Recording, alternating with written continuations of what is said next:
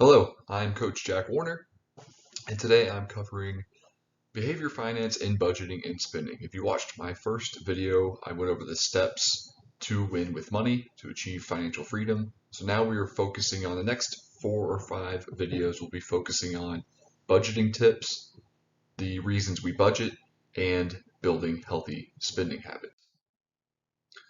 So we're going to go over today, we're going to focus on behavioral finance and psychological spending habits that affect our budget and our savings. The top psychological topics that impact spending are loss aversion or sunken cost fallacy. They're really different, but they kind of follow the same theme. Impulse buying, FOMO, fear of missing out, confirmation bias, and we're going to go over some other cognitive bias in there as well, and the endowment effect. So while I'm going over these, I would like, if you were thinking about where have you done this, and some of these would probably click like, oh, I did this the other day in the grocery store, or I do this almost every day when I'm doing whatever I am online shopping, whatever I'm buying. So start thinking about where have you done this and where could you fix this as well. The reason I ask that is because understanding personal behavior with money during the budgeting process is key to fixing poor spending and savings habits. So one of the biggest parts of correcting any habit, whether it's a financial habit or not, is identifying it. That's the first step. You identify your habit, and that way you can go back and correct it, or start making steps to correct it. Sometimes it's not as easy as just, oh, there it is, I'm going to fix it now, because habits are habits for a reason. First one I'll go over is loss aversion and sunken cost fallacy. So loss aversion is basically the human instinct of we do not want to lose, right? We don't want to lose money. We hate or losing time. We hate losing value of something as well. So we try to do everything we can to not do that, to not allow that to happen. So loss aversion, for example, the price of a truck goes up. We're looking to buy it, right? In today's economy, that's pretty tough in 2022. But we're looking to buy a vehicle, we're looking to buy a truck, and that price shoots up and it goes down, it shoots up and it goes down. Usually it shoots up and it stays up and it keeps going up. To stop us from losing money or relative value of that, we purchase it quick because we don't want it to go up even higher, even though it might go down or it might stay the same. We don't know, usually. Another way this could occur is something in stocks, or if we own a stock, or if we own a house or an item, and the price fluctuates on that thing, whatever that item might be. When the price drops, we start freaking out and we want to sell it before we lose even more, rather than just staying with it or with our house or with if we're trying to sell a vehicle, we can reverse that first scenario.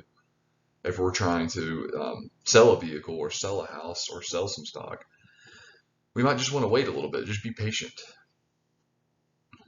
And just my graph here, I'm just showing that, time period 1, whatever the item is, relative price of the item, it's at $1, and then time period 2 goes up a little bit. We're happy, and then it goes down. And this is a very simplified version of loss aversion in practice. But this is typically where people start selling or freaking out or making emotional decisions. And in time period 4, again, this is hindsight, and I manipulated this graph, but usually the things the value evens out or even goes up. So the other side of this is a sunken cost fallacy. Sunken cost fallacy, just like, or very similar to loss aversion, is you buy something and you hold on to that thing, whatever it might be, and we're thinking, well, we need to get the most value out of it because I've already spent X amount of dollars on there. I don't want to get rid of it, or I want to keep doing this thing that I paid for, even though I don't enjoy it, because I've already paid money into it, so I'm going to get my value. But that's where the fallacy comes in, because you've already paid for it. You don't get any value out of it unless you enjoy it, which then it wouldn't be sunken cost fallacy. So sunk cost fallacy works. For example, we purchase a meal. I've done this dozens of times. We purchase a meal, It's not satisfactory. It's not good. We don't like it. We don't enjoy it. The restaurant doesn't offer the refund. And of course, me, my personal life, I end up eating the entire meal because I'm thinking sunken cost fallacy. I've already paid for this item. I need to get my money's worth from it, even though I'm not enjoying it, but I'm not going to get the money back anyway. That money's gone. What I could do is just give the food to somebody else who might enjoy it and move on in my life. A famous example is going to the movie theaters too. We go and watch a movie and we hate the movie. The theater doesn't offer a refund. So I want to get my money's worth, so I stick it out for 2 hours, wasting 2 hours of my life when I could have been done something more productive because I'm thinking, well, I need to get my $8 to $10 of theater cost in, even if I don't enjoy this movie. So that makes us spend more time or waste more time or more money on things because of that feeling that we get. Impulse buying, this is a huge one in the United States. Impulse buying. Habitual spending is a big part of impulse buying, and this is just to please a habit or an urge. It doesn't have to be an evil habit or urge. It could be something as innocent as you like to buy a couple cookies every day, and you do it. You know what time you do it. It's like at 11 o'clock every day. You go and buy a cookie and you eat it. But it can be bad. The bad habit can lead to bad habit spending. So, cigarettes, tobacco, alcohol, things like that could fit into this category. So not only if you could identify it and begin making steps to fix that, you can not only are you saving your health, but you're also saving on your budget. It could be something like toys too. You buy a toy, you buy a video game every month, and you just continue to do that, and you've done it forever, and that becomes a habit. This behavior can also sometimes be referred to as transaction utility. And basically what this is, if you're going through the aisles of a grocery store and you see something that is a good deal and you think it's a great deal and you buy it, even though you don't need it. So there's a good quote for you right here. Just because something seems like a good deal does not make it be a good deal for you. It doesn't mean it's a good deal for you.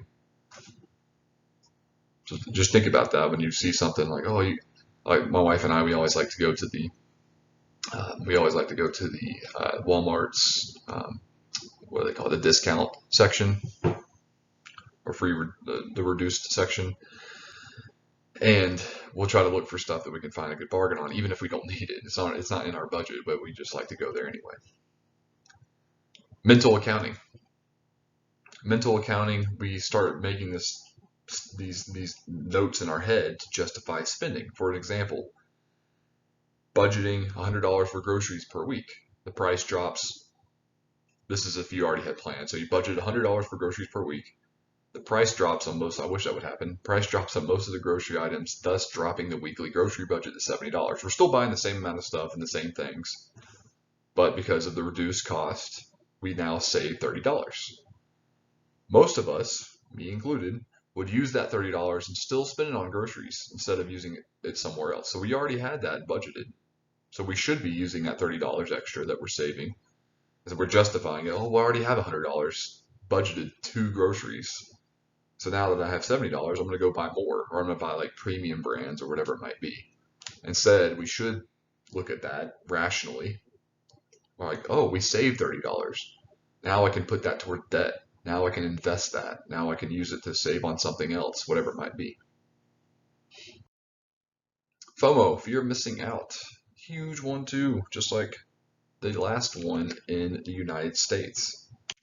In our culture, FOMO in a high consumption-based society, and none of us likes, even since we were kids, we do not like missing out. So FOMO usually follows trends, and we want to be a part of that trend because we want to be part of the cool clubs. Peer pressure, big part of FOMO, especially when all your family or friends are going somewhere and they're like, hey, come on, we're going to take a cool vacation. It costs $800+, and you have to tell them no, and then not care what they think. But it's tough. That's a difficult step to get to. Usually it works if you can start small and talk to like one family member or one friend, and then start building to telling a group of people no. But telling people no is difficult. And then plus, if you do tell them no, you are missing out. New and improved models. Plan obsolescence. So what this means is new iPhones. Once you have an iPhone, if you have an iPhone 13 or whatever it is now, iPhone 13, and you want the newest model next year, your model's already you're looking down at it like, well, this is not good anymore. It's not useful anymore. So then you start looking for and shopping around for better models. Cars too. Social media bias, advertising affects us greatly with FOMO. Everybody's doing it. Another part of spending habits, confirmation bias.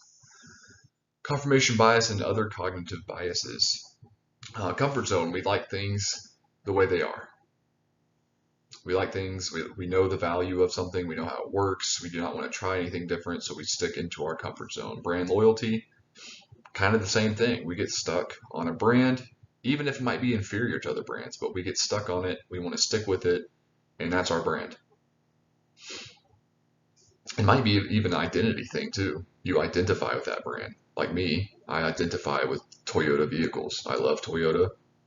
It's also my comfort zone, but I'm a loyalist to Toyota. Tradition. Our grandparents did it. My parents did it. I do it. My kids will do it. So on and so forth. So it's just tradition. You don't see it other ways, and it affects your cognitive bias when you on your spending habits. And then self-serving tendencies. Usually we spend things that benefit me or us rather than the greater good or my family, whatever it might be. Endowment effect. The endowment effect is a psychological part of our brain that changes how we perceive the value of something we own. So we think what we own, and everybody does this, I'm guilty of it too. We think our thing is gold, where it could just be dirt. We don't rationally consider what it actually is worth in the market. The endowment effect is greatly affected by loss aversion, of course, and has a great effect of the sense of ownership.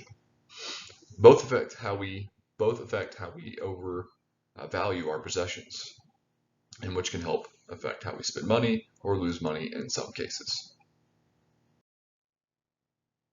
And to wrap it up, to summarize, recognizing spending habits. So as I was saying earlier, identifying spending habits. And this helps while you're going through the budget process. As you're looking at this, you're analyzing your budget, you're writing down or keeping receipts, whatever budget strategy you decide to do.